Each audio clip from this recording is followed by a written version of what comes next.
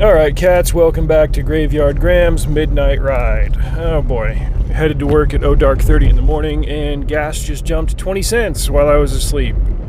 Fantastic. Alright, yesterday I sorta read 2 books, but I'm not counting them as books that I finished on the year. I got to the end of one of them, it was short. The other one, I ditched it about halfway through. And it's frustrating to have this experience when you pick up a book expecting to like it, and it starts out well enough, and then like the longer it goes on, the more you're just kind of scratching your head like, what the hell is actually going on here? And as a reviewer, you really want to be encouraging to everybody, especially when you're also a writer and you know how it feels to get anything less than like a really excited response to your work. And I'm not setting out to hurt anybody's feelings, but one of the things that really annoys me about the mainstreams and about the access media is just the dishonesty and the butt kissing that goes around in these organized circles. And one of the whole points of being an indie reviewer is to tell people, like, you're going to get honesty out of me, and if I don't like something, I just won't talk about it. Unless I have a terrible day at work and it's a lit RPG that pissed me off. That's a meme on this channel at this point. So I had somebody send me a short story, a novella, excuse me. And I took a run at it about 2 weeks ago, and I got maybe a half hour into the audio. It's around 2 hours long. And I was thinking I must be distracted because, I was at work, and sometimes this can happen. I was like, I'm not really dialed into what's going on here. It's obviously a fantasy setting, and here comes an ambulance. Let me get out of the way. It's obviously a fantasy setting. There are fantasy creatures and stuff, but other than that, like, I'm not really tuned into it. He's not following. Okay. And so, I put it down because I've had plenty of experiences with books where I didn't enjoy them on the first go-round, but, with enough encouragement, I went back to it later, and I really loved it. Sorry, it's windy season here in Oklahoma, so you're probably hearing that. So like, well, I'll put it down and I'll get to it when I got a clear mind. Well, that came about yesterday. I started it over. Again, 2-hour book should be not that big of a deal to get through it. Started listening to it, and I had the exact same experience. I'm like, what is going on here?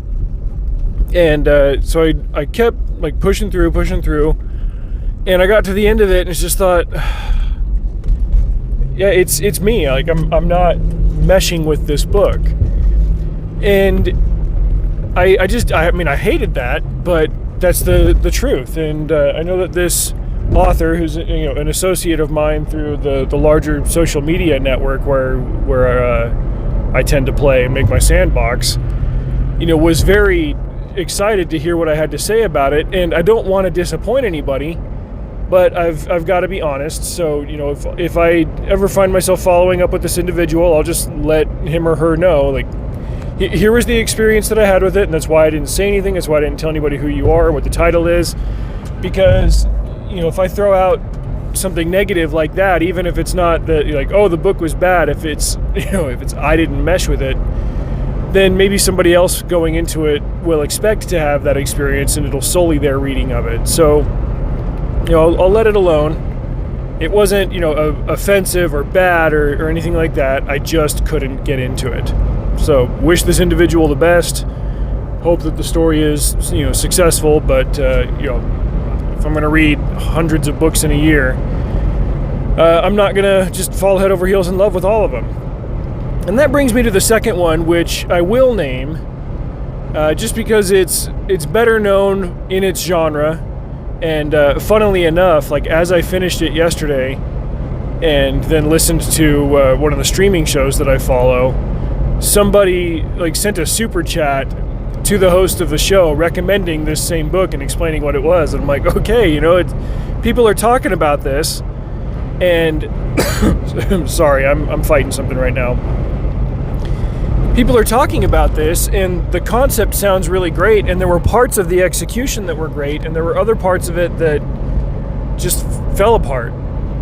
It was translated from Japanese. The author's name was Carlos Zen, and it's the first in a successful series of light novels called The Saga of Tanya the Evil, which is not its title in Japanese. It's like, it's something completely pedestrian in Japanese. It's like the tales of a little girl in the military or something. Somebody recommended it to me in the comments on the Lit RPG video. It's not really a lit RPG. It's got some elements that overlap with it. Good night above this wind. It's got some elements that overlap, and it's kind of an isekai novel. It plays with a lot of those familiar components, but it's also doing its own thing, which I respect and I admire.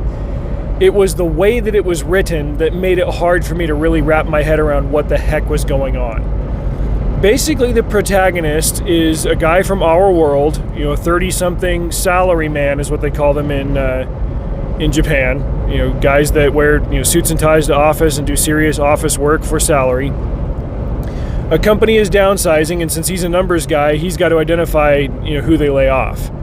Obviously, somebody gets pissed about these layoffs, and as our nameless salaryman is walking home, he gets attacked and killed. And wakes up in the afterlife, even though he's an atheist, and meets an entity that more or less declares itself to be God, and says, hey, I don't want to just damn you to hell for being an atheist or whatever, but we've got to see if you can really live up to your potential and rely on God and maybe do better than you did in a different setting.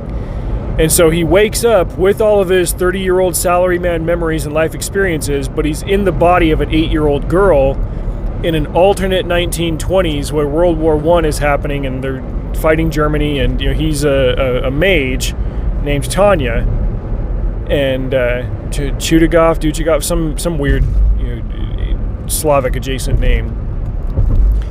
And he's able to use his experience as a salaryman to make value judgments and assessments and stuff to win certain fights, do things smart with resources on the front lines, finagle his way into a military school and stuff.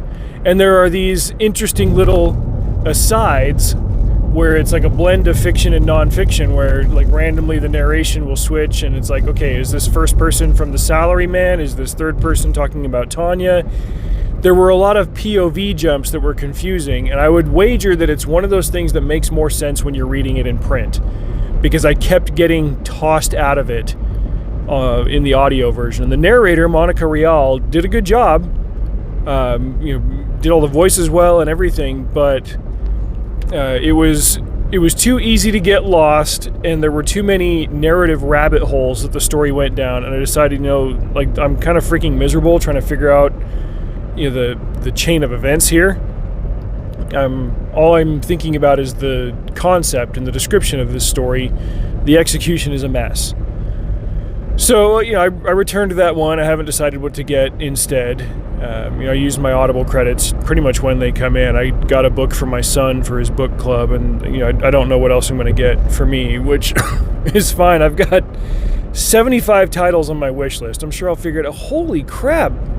Gas is even higher at this station. Something's gone wrong. It is spiking. It's jumped like 50 cents at this station. Oh, crap. Here's me about to run a red light. I'm so mad at these gas prices. All right, now it's green. Anyway,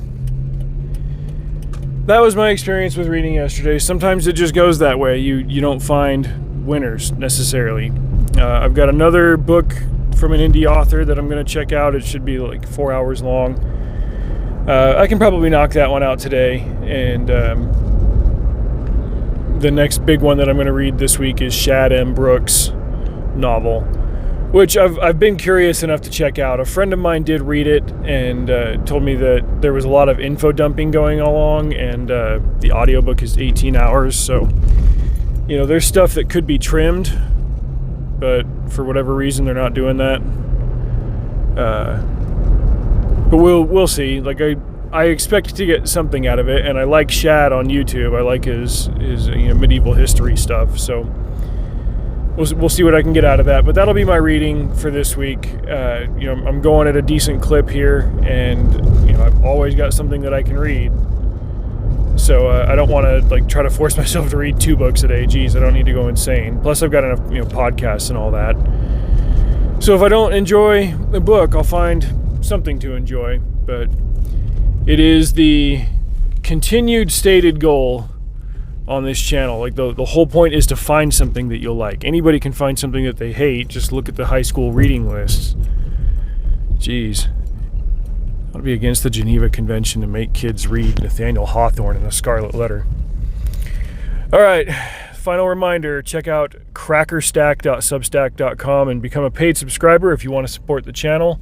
That kind of stuff really helps me out. But, you know, gas prices and this wonderful economy being what they are, if that's not in your budget, totally understand. Just keep watching, like, share, subscribe. That's the kind of stuff that helps me out. Thanks, guys. Drive safe. See you out there.